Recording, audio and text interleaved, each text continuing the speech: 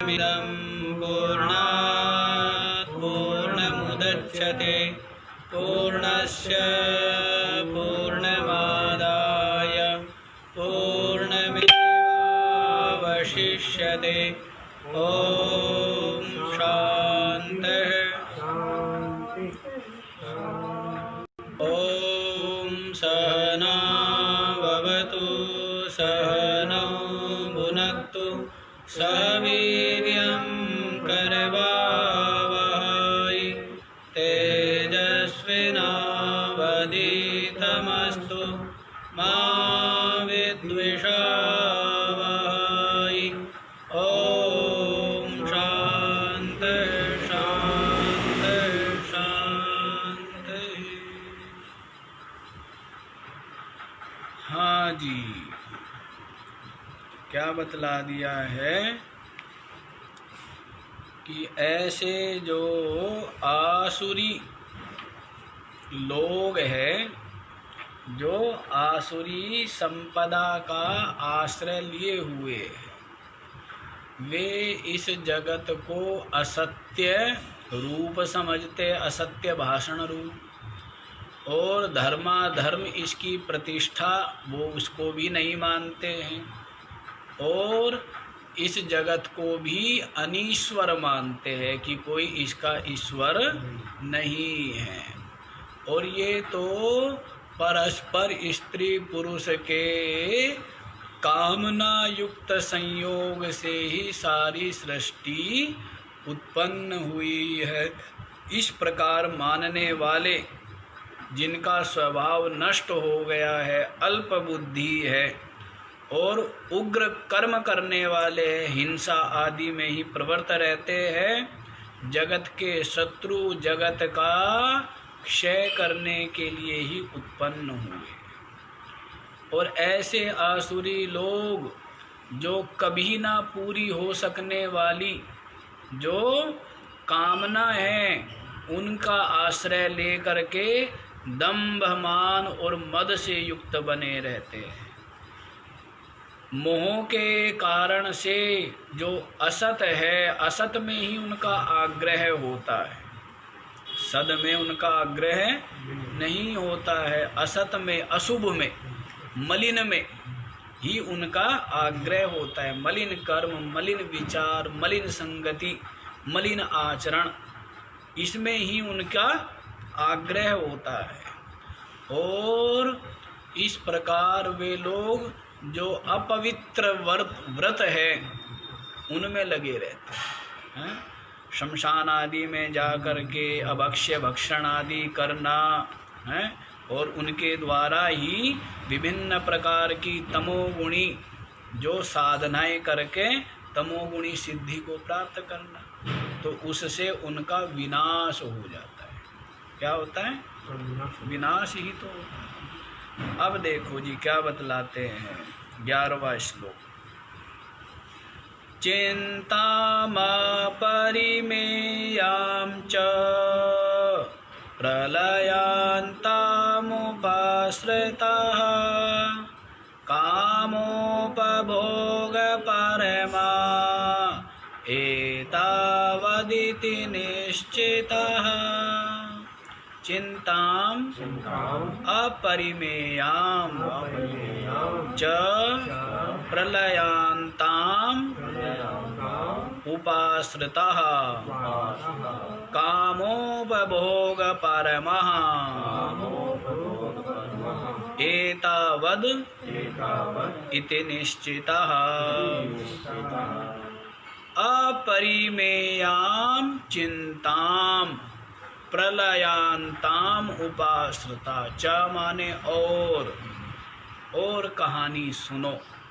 इन आसुरी संपदा से युक्त जो आसुरी लोग हैं, उनकी और कहानी सुनो। क्या बताते हैं? अपरिमेयां चिंताम। परिमेय माने जिसका कोई माप हो, परिमेय है जिसको मापा जा सके, मापने योग्य हो। और जो मापा ही ना जा सके उसको क्या कहेंगे?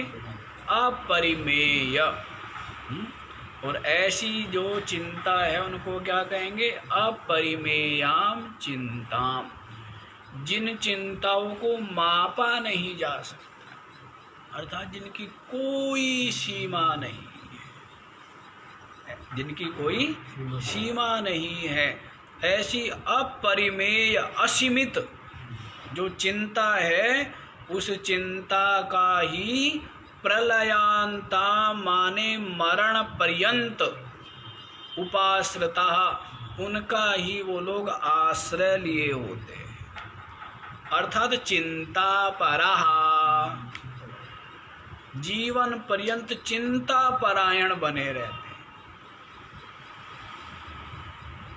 विवेकी को, विचारवान को, संतोषी को छोड़ करके कोई यहाँ संसार में आपको चिंता रहित मिला है क्या?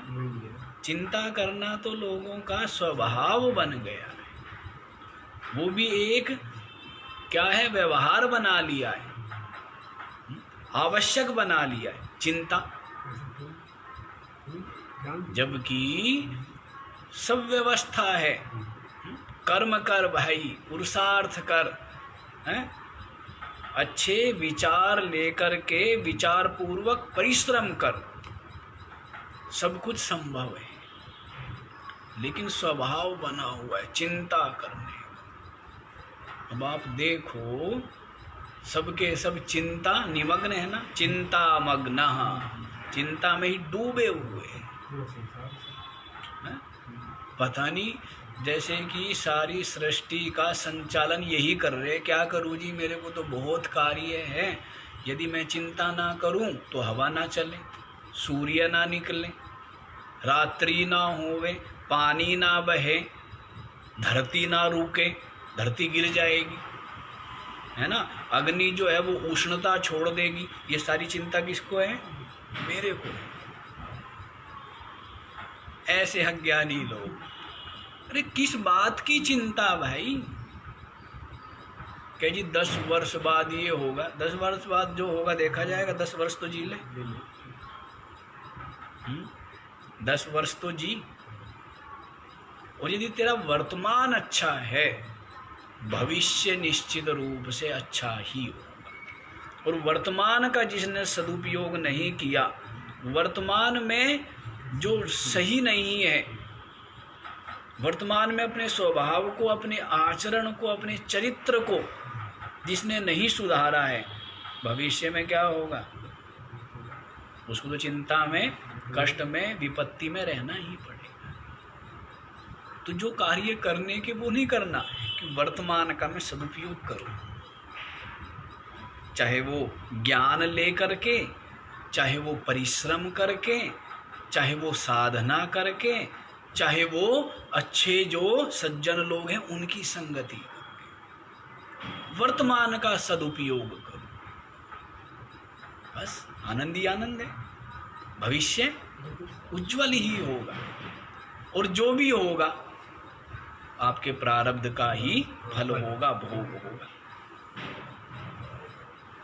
जो भी होगा, जो भी सुख या दुख मिलेगा वृद्धावस्था में या भविष्य में, वो है तो सब अपने ही कर्मों का परिपाक। तो इन सब बातों को विचार करके जो विचारवान है वो पुरुषार्थ करते हैं, कर्म करते हैं, और संसार में निश्चिंत रहते। सबसे प्रेम करना, किसी से न घृणा करना, न द्वेष करना, है आनंद। अपने जीवन को जितना सुंदर चाहो आप बना सकते हैं, और जितना मलिन चाहो वो भी आप ही कर सकते हो। सुंदर और उसको मलिन बनाना किसका कार्य है? स्वयं का ही कार्य। सुंदर बनाओ, स्वभाव से, विचार से, आचरण से, संग से, कर्म से, सबसे क्या करो? सुंदर बनाओ। सुंदर, सब सुंदरता आपके हाथ में है। सब सुंदरता है, जो आपकी अंतर्दृष्टि है, उसी से ये संसार सुंदर, और उसी से ये असुंदर, उसी से शत्रुवत, उसी से मित्रवत। सब किससे? अंतर्दृष्टि से। तो इसलिए सुंदर बना लो अपने जीवन को, अपने आसपास के वातावरण को, वो भी आपके ऊपर निर्भर करता है। यदि आपके अंदर सरलता है, यदि आपके अंदर सहन शक्ति है, यदि आपके अंदर क्षमा भाव है, यदि आपके अंदर प्रेम है, मीठा आप बोलते हैं, तो सारा वातावरण आपके आसपास क्या हो जाता है? सुंदर बन जाता है। इसको गंदा करना हो, कठोर बोलने वाले बनो, द्वेष करने वाले हैं, क्षमा ना हो, छोटी छोटी बातों में सहन शक्ति ना हो, धैर्य ना हो, तो फिर कहीं और नरक में जाने की जरूरत नहीं है, यही नरक बन जाएगा। और स्वर्ग में भी कहीं और जाने की जरूरत नहीं है, यही स्वर्ग बन जाएगा। स्वर्ग क्यों कौन बनाता है? आप। नरक कौन बनाता है? आप। जिसका अपने ऊपर नियंत्रण है, स्वर्ग ही स्वर्ग है। अपने ऊपर नियंत्रण नहीं है तो उसके लिए तो नरक ही है, गाड़ी पता नहीं कहाँ ले जाकर डालेगा। यदि गाड़ी पर नियंत्रण है तो हरियाली, प्राकृतिक शुद्ध हवा आनंद लेंगे ना पहाड़ों पर जाते हुए। और नियंत्रण नहीं रहा, नियंत्रण खो गया तो वैसे नियंत्रण की तो बतला रहे आसुरी लोग, अपरिमेयाम चिंताम प्रलयांताम उपाश्रिता, जिन चिंताओं की कोई सीमा नहीं है, ऐसी चिंताओं में मरण पर्यंत वे लोग लगे रहते हैं। जिसको देखो उसको चिंता रहती। तेरे को किस बात की चिंता भाई? किस बात की चिंता? क्यों देवी, किस बात की चिंता? क्या जी इसी बात की चिंता है कि कोई चिंता नहीं है, इस बात की भी चिंता है? हाँ, कोई समस्या नहीं, इस बात की भी चिंता है। फिर आदमी समस्या ढूंढता है। किसी के पास 10 रुपये है तो आराम प्रसन्नता वाली बात है, पर वो बेचैन हो जाता है कि 10 रुपये है, कुछ चिंता तो मेरे पास है नहीं, इसलिए वो काम जोड़ेगा 20 रुपये का। क्या करेगा? 10 रुपये अड़ोसी पड़ोसी से लेगा, फिर वो चिंता अपने आप ही आ गई। क्यों सेठ जी? है तो आदत है। 10 रुपये है ना जेब में, 5 का काम कर ले, 7 का कर ले, 8 का कर ले, 2 रुपये कम से कम, फिर चिंता। पर आदत है, 10 रुपये है तो 20 का जोड़ेगा, 20 है तो 30 का जोड़ेगा।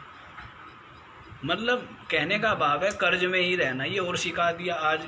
पहले कोई कर्ज में रहता नहीं था, कर्ज में रहना पसंद नहीं था। पुराने लोग बताते भी है कि भाई कर्ज नहीं लेना चाहिए। और अब गाड़ी तो कर्ज पर, मकान तो कर्ज पर, जमीन तो और भी क्या, और क्या लेते हैं? शादी भी कर्ज पर, पढ़ाई भी कर्ज पर, फोन भी कर्ज पर। तो फिर उसको क्या होगा? चिंता ही तो होगी, चिंता में ही रहेगा ना। हाँ, तो इसलिए चिंता वाले काम नहीं, और वे काम अपने आते नहीं। जिनके लिए कर्ज लिया है वे अपने काम भी नहीं आते हैं। इसलिए जीवन में संतोष, पुरुषार्थ, अच्छी संगति और अच्छी तरफ पुरुषार्थ किया जाए, सही दिशा में पुरुषार्थ किया जाए, आनंद है।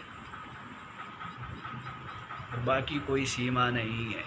तो चिंता पराहा इत्यर्थ, निरंतर चिंताओं में ही लगे रहते हैं। संसार में तो आज देखो सबके मुख पर क्या दर्शन होते हैं? चिंता के दर्शन होते हैं। बिना बात भी चिंता है, बिना बात, पता नहीं क्यों। कि तेरे को क्या चिंता भाई? पता नहीं क्या चिंता है। जिसको देखो इतनी अधीरता आ गई, ईश्वर या अपने प्रारब्ध जो है उस पर भी विश्वास नहीं है। क्यों? कारण अपने ऊपर नियंत्रण नहीं है। यदि संतोष होगा, धैर्य होगा, सहन शक्ति होगी, सरलता होगी, सबसे प्रेम करेंगे, तो फिर तो निश्चित सबके सब मक्खी की तरह चिपकेंगे आपको। मतलब सब आपको प्रेम करेंगे। और आपके अंदर क्रूरता होगी, कुटिलता होगी, दुष्टता होगी, तो सबके सब क्या होंगे? दूर भागेंगे ना।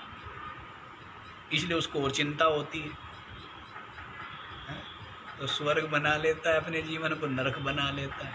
समझदार जो है वो क्या बना लेता है? स्वर्ग बना लेता है। और मूर्ख क्या बना लेता है? सबसे नरक। किसी से विचार, अरे नहीं मिलते तू मिला ले।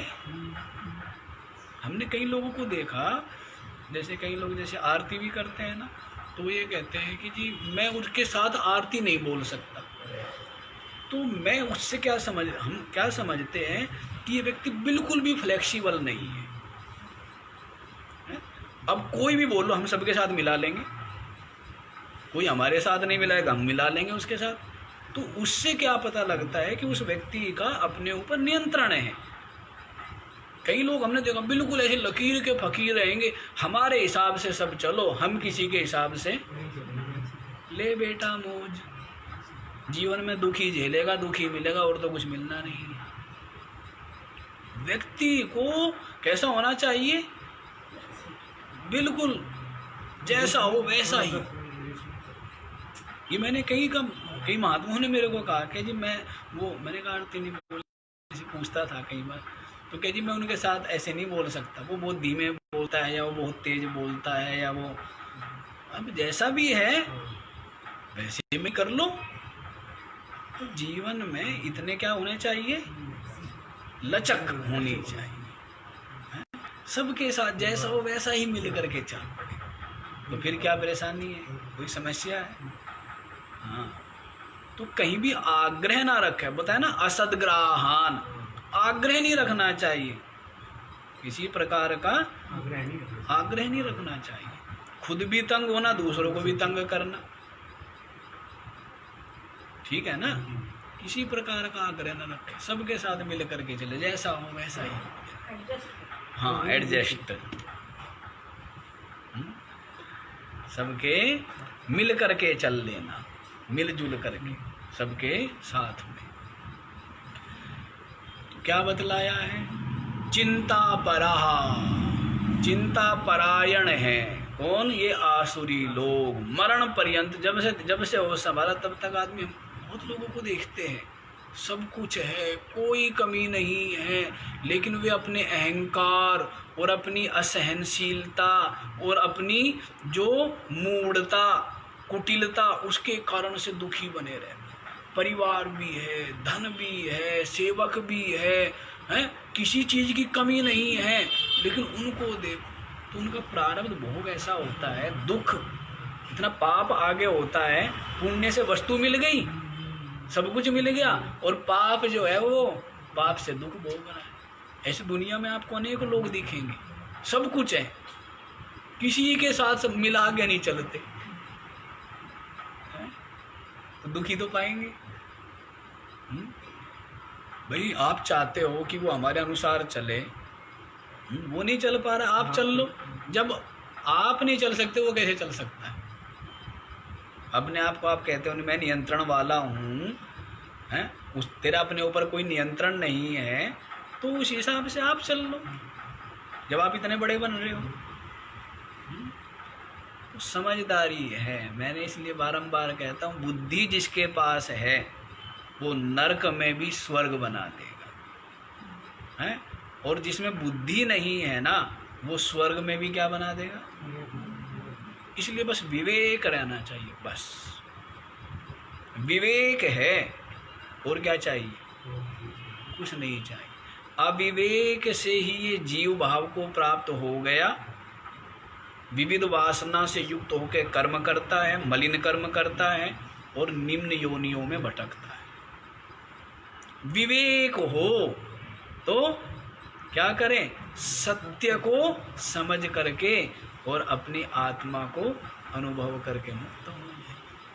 सब विवेक की ही कहानी। इसलिए जीवन में धन नष्ट हो जाए, परिवार नष्ट हो जाए, शरीर नष्ट हो जाए, कुछ भी नष्ट हो जाए, विवेक बना रहे। तो पीछे भी कहा बुद्धि नाशात् प्रणश्यति। यदि बुद्धि का नाश हो गया तो समझो क्या हो गया? विनाश। बुद्धि है तो सर्वस्व है, और बुद्धि नहीं है तो फिर क्या है? फिर कुछ है क्या?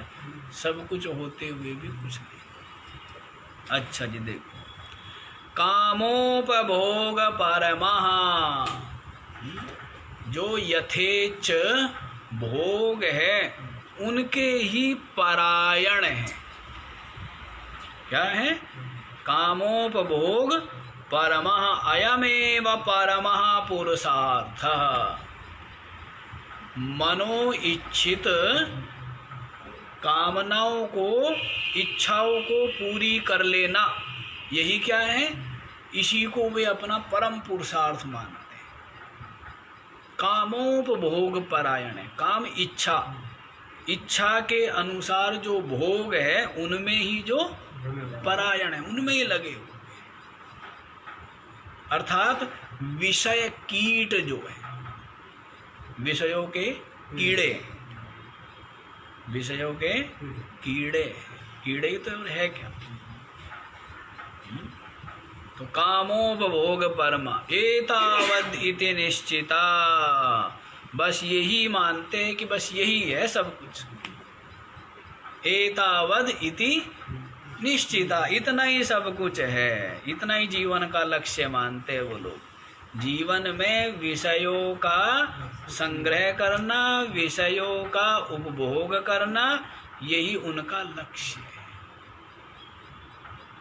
ऐसा उनका निश्चय है कि बस भाई कहीं से लूटो, किसी से छीनो और बस विषयोपभोग करो, खूब आराम से संसार में रहो। धर्म से क्या करना है, पुण्य का क्या करना है, सत्य का क्या करना है, तो उनको इन बातों से कोई संबंध नहीं।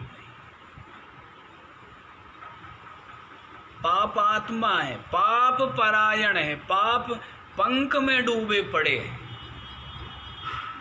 कीचड़ में सने पड़े हैं आसुरी लोग।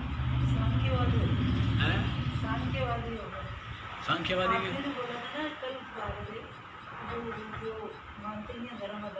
चार वाक, असुर, असुर लोग, असुर जो है जैसे हिरण्याक्ष आदि आते, हिरण्यकशिपु या विरोचन आदि, वो शरीर को ही आत्मा मानते हैं ना, इसलिए उनका वो होता है बस शरीर को पुष्ट रखो, ठीक है, और बस शरीर को ही युवा रखो, शक्तिशाली रखो, यही सब कुछ है। ये उनका निश्चय होता है, जैसे भी हो वैसे ही छीनो, लूटो, हैं, झपट्टा मारो, जैसे भी हो अपना आनंद से। ऐसे जो तमोगुणी, ऐसे जो अधर्म में, पाप आचरण में निरत है, आसुरी लोग, राक्षसी लोग, क्या राक्षसी, तो जीवन पर्यंत मरते मरते चिंता, मरण पर्यंत चिंता में रहते हैं। निश्चिंत देखा है कभी उनको? चिंता, विविध चिंताएं, विविध चिंताओं में ही लगे रहते हैं। जो बहुत सी तो है और बहुत सी नहीं है, उनको भी सोच सोच करके, अधिकतर लोगों की स्थिति है। हाँ, जो चिंता नहीं है उनको भी सोच, क्या होगा जी, धरती का क्या होगा, उसका क्या होगा, इसका क्या होगा, ऐसे चिंता करते रहते हैं। जो चिंता कुछ ऐसी घटना घटेगी भी या नहीं घटेगी, चिंता तो थी बहुत आगे की, 20 वर्ष बाद की, और कोरोना भी लेके चला गया उसको। चिंता करने वालों को कोरोना तो लेके चला गया, अब वो बेचारा चिंता करता था 20-30 साल पहले बाद की। इस प्रकार हो गया ना, और मरी भी बेचारे, पड़ा हुआ है, मरणासन है, चिंता कर रहे हैं, घरवाली का क्या होगा, बच्चों का क्या होगा, वो लोन का क्या होगा, मकान का क्या होगा, गाड़ी तो खरीदी थी, कोई लाभ तो हुआ नहीं, चलाई तो है नहीं, दुकान तो बनाई थी, लेकिन अब कौन बैठेगा, इस व्यापार को कौन शुरू करेगा, तो मैं ही जानता था। तो क्या हुआ, वहाँ भी बेचारा चिंताएं ले ले करके ही मर रहा है, चिंताओं को साथ लेके जा रहा है, और फिर पैदा कौन सा निश्चिंता से होगा, उन चिंताओं को लेकर के फिर पैदा हो जाएगा, और फिर मजदूरी करेगा, करेगा क्या, फिर क्या करेगा, मजदूरी करता रहता जीवन भर, शरीर की मजदूरी है, शरीर की इंद्रियों की और मन की इनकी सेवा में लगा हुआ है। कौन? राजा का बेटा है। जैसे राजा का बेटा कंगालों की बस्ती में अपने आप को न जान करके क्या कर रहा है? कंगालों की सेवा में लगा हुआ राजा का बेटा। तो वैसे ही ये आत्मा अपने को न जान करके किन की सेवा में लगा हुआ है? इंद्रियों की सेवा, इंद्रियों की, शरीर की, मन की, और दुर्गति पर दुर्गति और दुर्गति पर दुर्गति। दुर्गति उठा रहा है कि कौन? जो स्वयं राजा है लेकिन भूल गया अपने राजा अपने। तो कितनी दुर्गति हो रही है। इंद्रियों के लगा हुआ है विषय, इंद्रियों को चाहिए विषय, अब उनके लिए विषय इकट्ठे करने में लगा हुआ है। मन अंतःकरण को चाहिए विषय है, उनको संग्रह करने में लगा हुआ है। शरीर को चाहिए अनुकूलता है विषय, तो उनके संग्रह में लगा हुआ है। कौन लगा हुआ है? राजा। राजा का बेटा नहीं, राजा ही। और जब वो जान ले कि मैं क्या हूँ, ये मेरे दास दासिया है। देखा आपने? ऐसा नहीं देखा कभी? जैसे कोई धनी का बालक, उसने 2-3 साथी बना ली, वो साथी कुछ भी नहीं है, न तो उनके पास धन ही है, न किसी प्रकार का कुछ भी नहीं है, लेकिन मित्रता कर ली और वो धनी व्यक्ति, धनी का बालक उनका एक तरह से गुलाम हो गया कि उनके बिना नहीं रह सकता। और इस बात को उन्होंने जान लिया, उन तीनों साथियों ने इस बात को जान लिया कि ये व्यक्ति धनी भी है और इसके पास गाड़ी भी है और इसके पास सब कुछ है, बुद्धि नहीं है। सब कुछ है पर क्या है? बुद्धि। बुद्धि होती तो हमारे साथ क्यों आता? बुद्धि होती तो किसी सज्जन के साथ जुड़ता, विचारवान के साथ जुड़ता, हमारी संगति में क्यों आता? तो उसने जान लिया उन साथियों ने। अब वो उस धनी बालक का क्या करते? शोषण करते हैं ना, ये लेकर के आ, वो लेकर के आ, हैं, पार्टी करेंगे, ये करेंगे, शोषण करते नहीं करते? और वो जो है उसको कुछ नहीं मिल रहा है, लेकिन वो गुलाम बन गया उनके कि मैं उनके बिना नहीं रह सकता। ऐसा व्यसन हो गया। तो ये स्थिति किसकी हो रही है? इनकी अरोड़ा जी की हो रही है। ये जो आत्मा है वो शरीर, इंद्रिया, अंतःकरण, इनका क्या बन गया? गुलाम बन गया। जबकि है क्या? वो है वो राजा है वो आनंद रूप, उसके पास कोई कमी नहीं है। सब उसके दरबार में हाथ जोड़े खड़े होने चाहिए, और सब हाथ जोड़े खड़े हैं, बस वो अपनी महिमा को जाने तो सही। शरीर भी हाथ जोड़े खड़ा है, शरीर कहता है कि जी मैं आपके बिना हूँ क्या? इंद्रिया कहती हम क्या है आपके बिना? आत्मा के बिना कुछ है? प्राण भी जोड़ के खड़ा हुआ है कि महाराज मैं आपसे तो चल रहा हूँ। एक महात्मा कहते थे ना कि एक सेठ जी थे, वो यात्रा पर उनको जाना था, तो उन्होंने क्या है, पहले तो यात्रा पैदल होती थी, तो एक नौकर ले लिया साथ में, भाई सामान उठा लेगा, भोजन आदि बनाएगा, और एक से भले दो। यात्रा पर निकल पड़े। अब वो जो नौकर था वो था बड़ा परेशान करने वाला, बड़ा धूर्त था।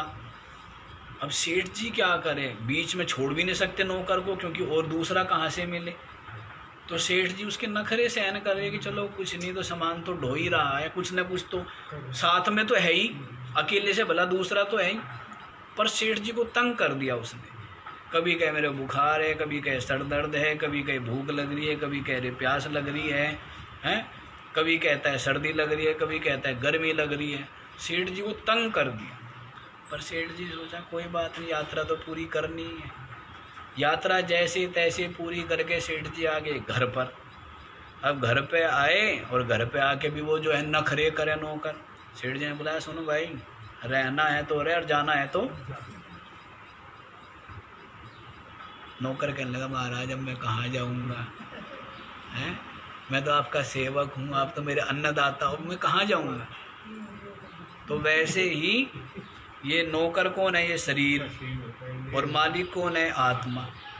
नौकर कौन है और मालिक बस तंग किए रहता है, कभी भूख, कभी प्यास, कभी सर्दी, कभी गर्मी, है, कभी सर दर्द, कभी पेट दर्द, कभी आंख दर्द, कभी दांत दर्द, कभी टांग दर्द, तंग किए रहता है ना।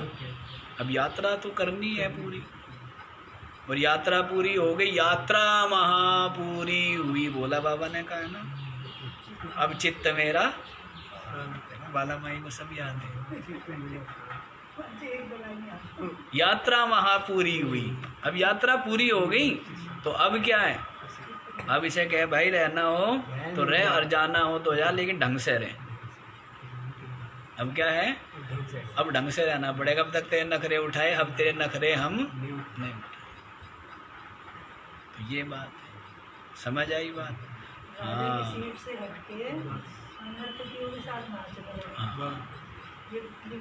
मतलब ये हो गया, उनका सेवक बन गए, अपनी महिमा को भूल करके।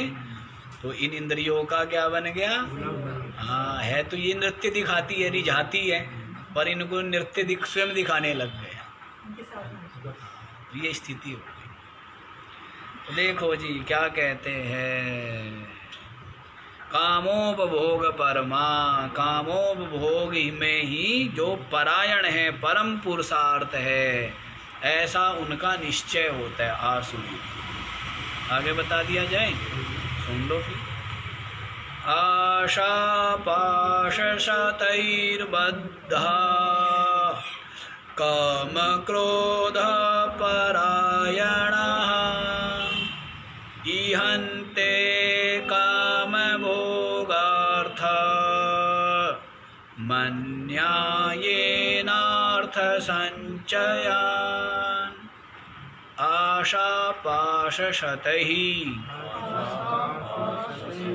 बद्धा काम क्रोध परायणः इहन्ते काम भोगार्थम अन्यायेन अर्थ संचयान्। आशा पाश शतैः बद्धा, आशा एव पाशः। आशा ही क्या है? पास। आशा क्या होती है? जो अप्राप्त है उसकी इच्छा करना, उसको क्या कहते हैं? आशा। उसको क्या कहेंगे?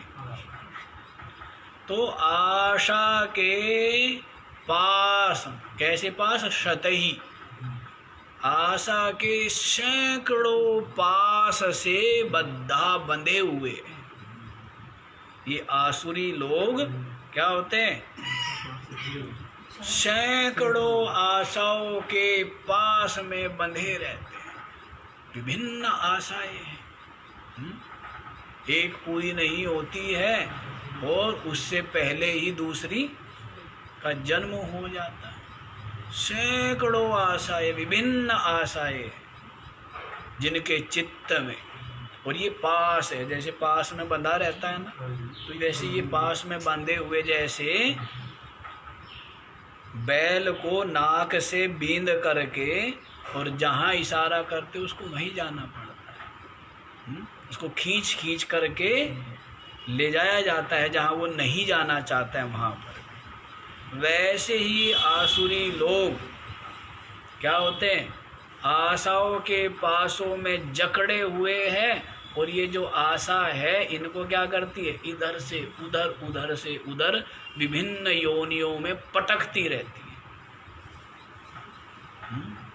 जैसे सूखे पत्ते को हवा यहाँ से वहाँ, वहाँ से वहाँ उड़ाती फिरती रहती है। इसी प्रकार इस जीवात्मा की है दुर्गति होती है।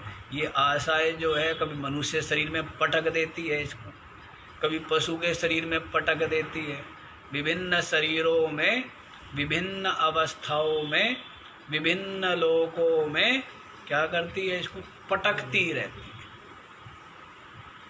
कौन पटकती है? आशा। तो आशा के सैकड़ों पासों से जो बद्धा है, बंधे हुए है, सब और खींचे जाते हैं। सब और आशा जो है इसको पता नहीं कहाँ कहाँ ले जाती है, समुद्र पार ले जाती है, समुद्र में अंदर डुबोती है, पहाड़ पर चढ़वा देती है, हैं? आशा ले ले करके विविध आशाएं। कभी जो है पता नहीं मणि की आशा में पहाड़ों पर चढ़ता है, हीरे मोती की आशा लेके समुद्र में उतरता है, धन संपदा आदि की आशा लेकर के समुद्र पार जाता है। नहीं, अब वे कौन से सुखी है? लोग के अमेरिका चले गए, हमारा बेटा तो अमेरिका रहता है, दुर्भाग्य है उसका। हाँ? भारत की जो पृष्ठभूमि है और यहाँ की जो संस्कृति और यहाँ का जो परिवेश रहा है वो शांति का रहा है, संतोष का रहा है, जियो और जीने दो का रहा है, खाओ और खिलाओ का रहा है, मिल बांट के खाने का, प्रेम से। तो यहाँ पर जो आनंद है, बाहर चले जाओ, वहाँ तो लोग बात भी नहीं करते बिना पैसे के। तो यदि आपको दुख भी रोने हो तो क्या है, दुख रोने के भी केंद्र बने हुए हैं, कंसल्टेंसी। तो वहाँ पर जाओ, वो क्या करें? कुछ नहीं करेंगे। आप जाइए, अपनी सारी समस्या सुनाओ, मेरी घरवाली ऐसी, मेरा बेटा ऐसा, मेरा वो, ये मेरा वो मेरा वो है। वो कुछ नहीं, केवल सुनेंगे। आदमी निकाल के हल्का हो गया। कुछ सलाह मांगोगे, सलाह उसके अलग से पैसे लगेंगे। तो टाइम होगा कि हाँ अच्छा, आपको जो है आप 15 मिनट रो सकते हो, हैं? यदि आपने 15 मिनट से आधा घंटा रोया तो उसके पैसे अलग। बहुत बड़ा काम है ये, वहाँ पर कंसल्टेंसी का सबसे बड़ा काम है विदेशों में, है? हाँ, और यहाँ तो सब आप अपने होते हैं ना, वहाँ पर तो कोई अपना नहीं है। वहाँ पर तो स्थिति अलग है। तो कंसल्टेंसी जो है ना, सलाह देना, ये करना, ये सबसे बड़ा कमाई का वो है वहाँ पर। कंसल्टेंसी किसे पूछो क्या कर दो, क्या कंसल्टेंसी। यहाँ भी चल पड़ा है। खेती करानी हो तो कंसल्टेंसी, और जी व्यापार करना हो, क्यों सेठ जी? वो कुछ नहीं करेंगे, ना एक धल्ला लगाएंगे, ना कोई मतलब है, वो केवल सलाह देंगे। और सलाह जैसे वकील के पास आप जाते हो, सलाह है, पहले ही सलाह के रखवा लेता है 1 लाख रुपए। चल गया ना यहाँ भी। निकम्मे निठल्ले हैं, वो ज़्यादा कमाएंगे। अच्छा जी, देखो, तो आशाओं के सैकड़ों पास से बंधे हुए हैं। कहाँ कहाँ भटकता है? काम क्रोध परायण, काम क्रोध एव परम अयनम यस्य। बस काम और क्रोध ही जिसका क्या है, परायण है, निवास स्थान है, उसी में लगा रहता है। कैसे कामनाओं की पूर्ति हो, और कामना की पूर्ति ना होवे तो फिर क्या होता है? क्रोध। कामना की पूर्ति नहीं होगी तो फिर क्या होता है? क्रोध आता है। तो बस काम और क्रोध इसी में ही डूबे रहते हैं, काम में। और कामना जहाँ पूर्ति नहीं होगी, काम में है तो क्रोध तो उसका भाई है, पीछे पीछे है। काम के पीछे पीछे क्या है? क्रोध है। इच्छा पूरी नहीं हो, मन के मुताबिक ना होवे तो फिर क्या होता है? क्रोध आता है। तो काम क्रोध परायण, काम और क्रोध ही परम आयनम, परम आश्रयो येषाम ते काम क्रोध परायण। काम क्रोध ही परम अयन है, जिसका परम आश्रय है, इसके अलावा सोचते ही नहीं है उनको। मतलब तो संसार में यही तो है। संसार में स्त्री पुरुष, पति पत्नी, पुत्र पुत्री, भाई माता पिता, सबके साथ उनके लिए नहीं, अपने लिए जुड़ा हुआ है। अपने स्वार्थ के लिए, अपनी इच्छा के लिए, अपने सुख के लिए नहीं जी, किसके लिए? अपने सुख के लिए, अपने लिए ना। अपने लिए। तो ये क्या, ये काम क्रोध पराया, वही परम आयन है जिनका। अपने स्वार्थ के लिए ही स्त्री से, पुरुष से, पुत्र आदि से भी, हैं, भाइयों से भी, सबसे संबंध रखता है किसके लिए? बस अपने सुख के लिए। अपने स्वार्थ के लिए, अपने सुख के लिए। माता पिता को फिर भी थोड़ा निस्वार्थी मान सकते हैं, और गुरु तो संपूर्ण निस्वार्थी होते हैं। गुरु तो बिल्कुल निस्वार्थी है, माता पिता भी थोड़े से निस्वार्थी मिल जाएंगे, लेकिन बाकी तो झूठी बात, उल्लू बना रहे हैं। बाकी सब क्या बना रहे हैं? उनको प्रेम नहीं है आपसे। माता पिता को हो सकता है प्रेम हो, मोह के अलावा प्रेम भी हो सकता है। वो बिना आशा के भी अपनी संतान को अच्छी शिक्षा, अच्छे संस्कार, उसकी प्रसन्नता, उसका अच्छा चाह सकते। अधिकतर तो आशा करते इसलिए करते हैं कि बड़ा हो गया हमारी सेवा करेगा, हमारे काम आएगा, आज्ञा पालन करेगा, हमारे यश बढ़ाएगा।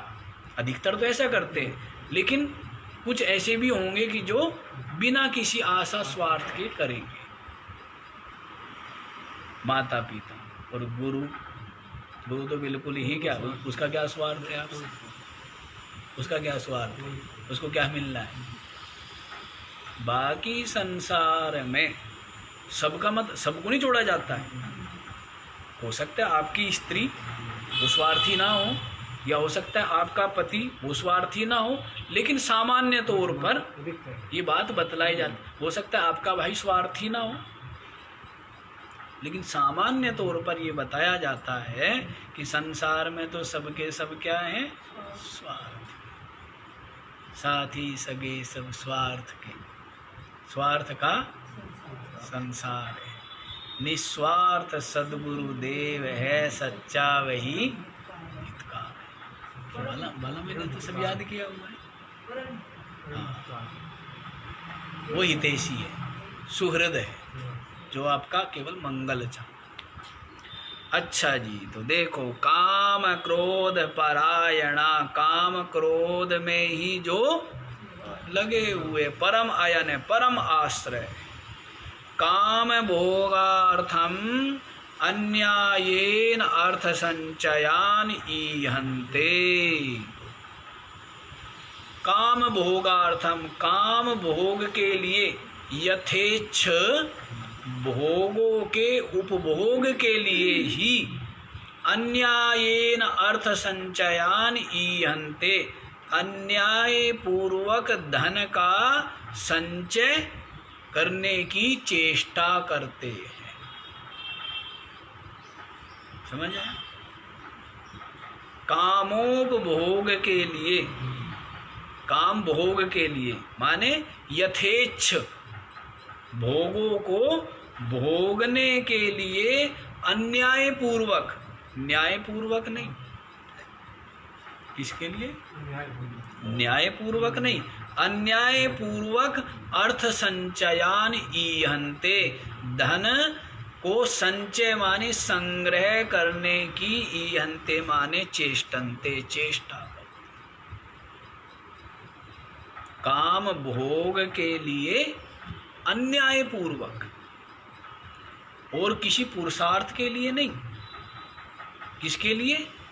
काम भोग के लिए, यथेच्छ भोगों के लिए। मेरे पास बढ़िया मकान हो, गाड़ी हो, नौकर हो, हैं, इस प्रकार की साधन संपन्नता हो। तो काम भोग के लिए, यथेच्छ भोगों के लिए अन्याय पूर्वक, न्याय से कोई मतलब नहीं है, अधर्म पूर्वक, लूट करके, झूठ बोल के, कपट करके, धोखा दे करके, अन्याय पूर्वक अर्थ संचय करने की क्या करते? चेष्टन्ते, चेष्टा करते, उसी के लिए यत्न करते। आसुरी लोग। ठीक है, समझ आ गया? आगे बताया जाए। हाँ, थोड़ा परस्वापहरणादिना इत्यर्थ, दूसरे के धन का अपहरण कर लेना, दूसरे का धन छीन लेना। दया नहीं है, पता नहीं कैसे छीन लेते हैं, कैसे छीन लेते हैं, बड़ा आश्चर्य नहीं होता? हाँ? दुकानदार या ठेली पे फल भी बेचता है, कोई सोचता है कि इसको मैं क्या करूं, 50 की चीज़ लाया 40 में है, 50 मेहनताना होना चाहिए, पर सोचता है 60 में बेच। वो क्या हुआ? वो लूटना ही हुआ, छीनना ही हुआ। इसके लिए भी अलग तरह की बुद्धि चाहिए। नानक जैसे तो कर नहीं पाए, नानक जैसे कर पाए क्या? हैं? वो कहते राम दी चिड़िया, राम दा खेत छक्को चिड़िया बरबर। अच्छा हुआ हम बच गए, हैं? और नहीं, हम यदि हो ना तो हम तो किसी से ले तो कुछ सकते नहीं, दे सकते हैं तो दुकान कहाँ चले? मान लो कहीं दुकान पे हम बैठ जाए, हाँ क्या भाई वो चले जाओ भाई, हाँ बड़ा वो लगता है लेने में, कैसे ले भाई। एक बार कहा ना हमसे स्वामी राम सुखदास जी से, कुछ महात्मा लोग इकट्ठे होकर गए और कहने लगे महाराज गौशाला के लिए सब जो जितने भी लोग हैं उनको प्रेरित करो कि भाई दान करे गौशाला। तो राम सुखदास जी कहने लगे कि भाई मैं किसी से किसी के प्राण कैसे मांग लूँ, प्राण कैसे मांग? वे लोग महात्मा कहने लगे महाराज हम ये थोड़ा कह रहे कि आप प्राण मांग लो, हम तो केवल ये कह रहे हैं कि भाई गौशालाओं में गौ सेवा के लिए क्या करो, दान करो। तो राम सुखदास जी कहने लगे गृहस्थ के लिए धन ही प्राण है। गृहस्थी लोग क्या मानते हैं? धन को ही प्राण मानते हैं ना। और धन का चले जाना, हाय मैं मर गया, धन के जाने को ही नहीं मानते हैं। हाँ तो भाई इसलिए धन का लेना बड़ा कठिन काम है, और छीन लेना है, लूट लेना, इसलिए तो अलग तरह की बुद्धि चाहिए, नहीं चाहिए? क्रूरता चाहिए, दुष्टता चाहिए, न्यायपूर्वक करो। इसलिए क्या करो? धर्म पूर्वक करो, जो उचित है वो करो, उतना ही लेना चाहिए। चलो जी आगे बढ़ो, नहीं तो यहीं दो। और देखो किस किस प्रकार से उनका जो चिंतन होता है, कैसे कैसे निश्चय होते आसुरी लोगों के, आगे सुनिए। इदमद्य मया लब्धा मिदं प्राप्स्ये मनोरथम् इदमस्तीदमपि मे भविष्यति पुनर्धनम् इदम अद्य मया लब्धम इदम प्राप्स्ये मनोरथम इदम अस्ति इदम अपि मे भविष्यति पुनः धनम। इदम अद्य मया लब्धम, अद्य इदम मया लब्धम, आज मैंने ये प्राप्त कर लिया, आज मैंने ये प्राप्त कर लिया। और इदम प्राप्स्ये, इदम मनोरथम प्राप्स्ये, और ये जो मन इच्छित वस्तु है इसको मैं कल प्राप्त करूंगा। क्या करूंगा? आज मैंने ये प्राप्त कर लिया, आज 10 लाख तो कमा लिए, ठीक है, अगले वर्ष जो है वो 20 लाख कमाऊंगा। यदि ठीक ठाक भूख लग रही है, ठीक समय पर भोजन मिल पा रहा है, गुजारे लायक काम सब चल रहे हैं, तो फिर 10 का क्या और 20 का क्या, कोई लाभ है उनका? 10 20 से क्या होगा? जोड़ जोड़ के ही तो रखेगा। ये जो काम नहीं आया तो उसका तो कोई जीवन में उपयोग नहीं हुआ ना, जो उपयोग ही नहीं हुआ, काम में नहीं आया। तो देखो क्या कहते हैं, अद्य मया इदम लब्धम, आज मेरे द्वारा ये प्राप्त कर लिया गया।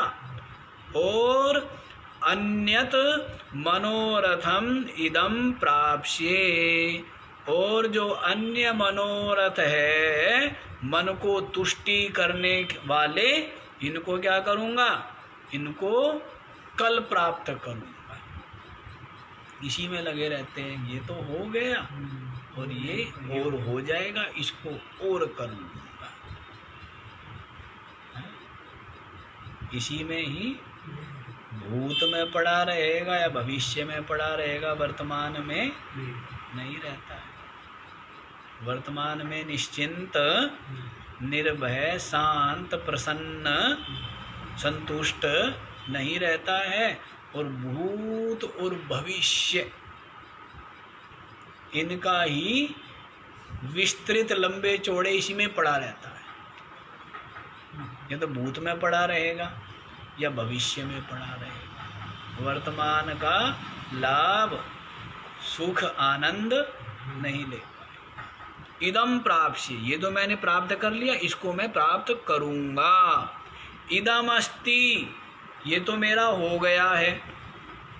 इदम अपि में भविष्यति पुनः धनम, और ये जो इदम धनम अस्ति, ये धन तो प्राप्त हो गया है। पुनः इदमपि धनम में भविष्यति, और आगामी संवत्सरे, अगले साल ये जो धन है इसको प्राप्त करके और क्या हो जाऊंगा मैं, धनी विख्यातः भविष्यामि। इतनी लंबी लंबी योजना में लोग लगे हुए हैं, पूछिए मत कि जी इस बार जो है अभी मैं पार्षद बनने की तैयारी कर रहा हूँ, उसके पश्चात जो है मैं, पार्षद के बाद क्या होता है, चेयरमैन शहर का, पालिका आदि का। तो जो है साल मतलब 1-2 योजना पार्षद रहूँगा, फिर जो है मैं चेयरमैन बनूँगा, फिर 1-2 योजना चेयरमैन रहूँगा, तो फिर मैं विधायक बनूँगा, फिर 1-2 बार विधायक रहूँगा तब मंत्री बन जाऊँगा। उसके पश्चात अब सांसद बनने की तरफ चलूँगा, तो उसमें क्या है, खपा दिए 50 साल है, 5-5 साल के होते हैं ना ये। क्या मिल गया भाई, सांसद तो बन गया तू, अच्छा ये बता कि महाराज क्या बताऊँ, एसिडिटी है, भूख लगती नहीं है, पचता है नहीं, और भी समस्याएं, वो बेटा कहना नहीं मानता है, ये जो है ये मेरी सुनती नहीं है, और ये जो है वो भाई जो है उसने वो किया हुआ है, उसके साथ वो केस चल रहा है, उसके साथ ये है वो है। मिला क्या, जो चीज़ कमाने की थी वो कमाई नहीं, कि थोड़ी सी बुद्धि कमा लेता, थोड़ा सा ज्ञान हो जाता, कि जो थोड़ा बहुत जितना तू केस लड़ने में फालतू चीज़ों में समय खराब करेगा, थोड़ा बहुत घाटा खा के भी और मूर्ख से पिंड छूटता हो तो हाथ जोड़ के पिंड छुटाना चाहिए ना। मूर्ख के साथ लड़ने का कोई लाभ है? अपना दे के भी यदि मूर्ख से पिंड छूटता हो ना तो अच्छी बात है, क्या फ़ायदा है, क्योंकि उसको तो कोई काम नहीं है? उसको तो यही काम है। और मूर्ख को उसको तू क्या सबक सिखाएगा, वो तो सबक सिखाया उसको तो उसका पिताजी कोई ना कोई मिलने वाला है ही। तू क्यों अपना समय और दिमाग खराब करे? इसलिए समझदार आदमी मूर्खों से हाथ जोड़ करके निकल लेते हैं, ठीक है ना। संसार में बहुत जगह हारने के लाभ हैं, जीतने का लाभ नहीं है। मूर्खों से कभी ना जीतो, मूर्खों से कभी नहीं जीतना चाहिए, हारने का लाभ है। फिर वो सब जगह कहेगा देखा मैंने उसको हरा दिया है, वो खुश तो हो रहा। और यदि उसको लग गया कि मैं हार गया, अब वो तो फिर बदला लेगा ही, वो आपको फिर और परेशान करेगा, क्योंकि वो अपना तो नाश उसको करना ही, उसको अपने नाश से मतलब नहीं, उसको मतलब किससे है। इसलिए मूर्ख व्यक्ति से क्या करना है, सदा जीवन में हारना है, ठीक है ना। हाँ, कमजोर बन के रहना ही का ही लाभ है संसार में, तो नन्हा होकर रहना, छोटा होकर रहना, कमजोर होकर रहना, ताकतवर होकर रहने का लाभ नहीं। और दोनों ही करके देख लो, ताकतवर होके भी देख लो, तो फिर क्या होगा, अशांति रहती है। और कमज़ोर होके तो क्या होता है, बच जाता है ना व्यक्ति। हाँ, इसलिए कमज़ोर होकर रहने का ही लाभ है संसार। ठीक है। हाँ जी, तो क्या बतला रहे हैं, इदम धनम में अस्ति, ये जो धन है ये तो मेरा हो गया है, ये तो प्राप्त हो गया। और इदम अपि पुनः धनम में भविष्यति, ये जो धन है आगामी वर्ष में ये भी मैं प्राप्त कर लूँगा और धनी हो जाऊँगा, विख्यात हो जाऊँगा, हैं, सब जगह जगह मैं प्रशंसित होऊंगा, बड़ी बड़ी मंच पर हैं जो स्वागत समारोह होंगे तो मेरे को सबसे पहले बुलाया जाएगा, माला पहनाई जाएगी, या माला मुख्य अतिथि का मेरे द्वारा स्वागत कराया जाएगा। पता नहीं क्या क्या किन किन के लिए लोग, मतलब लोगों के ऊपर हंसी आती है कि जो निष्फल कार्य है वही जीवन का लक्ष्य बनाया हुआ है। कई तरह के वो बना लेंगे, क्या बोलते हैं उसको, संगठन, उन संगठन के मैं अध्यक्ष हूँ, हैं, और वो अध्यक्ष जी जो है, इस संगठन के अध्यक्ष जी जो है मंच पर आए और वो माला पहनाए, और वो इसी बात से खुश हो रहा है कि देखा मेरे को सबसे पहले बुलाया, माला मेरे द्वारा पहनाई गई, हैं, मेरे को आगे बैठाया गया।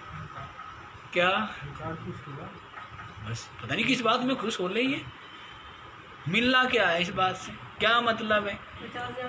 और 50,000 रुपये दे के भी आया, और दिमाग भी खराब होता है, हैं? पर मूर्ख दुनिया में कम नहीं फिरते, बहुत हैं। संसार में ऐसी अविवेक की आंखों पर पट्टी पड़ी हुई है, और लोग जो है वे लोगों को मूर्ख बनाते, लोग उनको मूर्ख बनाते, यूँ ही चल रहा है संसार, हैं? प्रधानमंत्री जो है वो जनता को मूर्ख बना रहा है, और जनता ने मूर्ख धरती भारत में से ढूंढा कि सबसे बड़ा मूर्ख कौन है, हैं, सबसे बड़ा मूर्ख ढूंढो, तो क्या वो मूर्ख है जो है भाई, वो तो वो है कौन है, मोदी। हाँ, तो उसको मूर्ख ढूंढ के एक मूर्ख को ये प्रधानमंत्री ठीक है, मूर्ख को प्रधानमंत्री बनाया जाता है। समझदार आदमी तो क्या करेगा वहाँ जाके, समझदार आदमी तो अब कहना अपने घर की जिम्मेदारी लेगा, क्या करना भाई तुम संभालो। देखो सेठ जी है ना, समझदार है, ये कहते बाला माई तू जाने तेरा काम जाने, हैं, समझदार आदमी का ये काम होता है ना, मैं तू जाने तेरा काम जाने। तो मूर्ख ढूंढा, हैं, ऐसे ही शहर का सबसे बड़ा मूर्ख ढूंढो कौन है, तो उसको क्या बना देंगे, चेयरमैन बना देंगे। तो मूर्खों की क्या है, ये मूर्खों की सेना है। महात्मा भी कहीं महात्मा ढूंढो, महात्मा कौन कौन मूर्ख हैं, तो किसी को योगी कह के खुश हो, और योगी से ही खुश हैं, हैं? 2-4 टापू मिल के बहुत बड़ी वो हो गई इकट्ठी, अब मूर्ख बना घी तेल बेचने में, नमक जीरा बेचने में, अब तो मूर्ख है। वो छूट गया जो करने का था, परमात्मा चिंतन, परमात्मा निष्ठा, तत्व अनुभूति है, उसके बराबर में तो ये सब क्या, नमक तेल बेचना है। तो मूर्ख जो ढूंढ ढूंढ के आदमी समझ रहा है कि देखो मैं कितना बुद्धिमान हूँ, मैंने जीवन में कितनी उन्नति की है, मैं चाय बेचता था आज प्रधानमंत्री हूँ, कितनी उन्नति की है मैंने, ठीक है ना, उन्नति की है या मिला क्या तेरे को, ये बता चल क्या मिला तेरे को, कुछ नहीं है। ये संसार है, ये मूर्खों का ही मेला है संसार, तो ऐसा मूर्ख नहीं बनना चाहिए। ये जो महात्मा होते हैं ना, पेड़ के नीचे पड़े पड़े अवधूत महात्मा, आत्मनिष्ठा में रहने वाले, ये मूर्ख नहीं थे, यही तो बुद्धिमान थे। ये जड़ भरत, ये सुखदेव, ये मूर्ख थे, बुद्धिमान थे।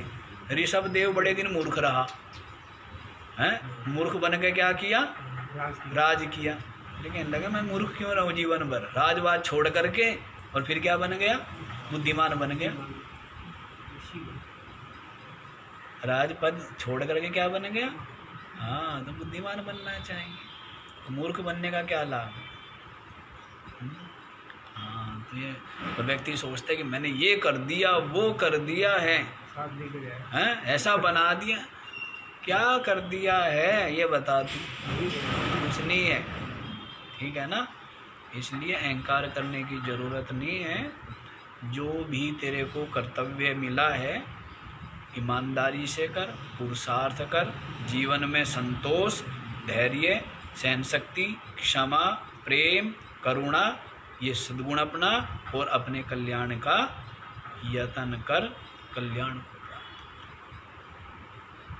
ठीक है। और ये तो समय रोज भाग जाता है। आज सोचा था 6 तो कम से कम पूरे करे ही करेंगे, तो कल से व्याख्या बंद, ये पूरा भी तो करना है कोई बात नहीं गीता जी। ये तो समय हो ही गया। कोई बात ये जो है ना ये अरोड़ा जी हमें जो है भ्रम में डाले रहते हैं। ठीक है तो ऐसा चलते हैं ठीक है धीरे धीरे सही है। चलो जी आज रखो इतना ही। ओ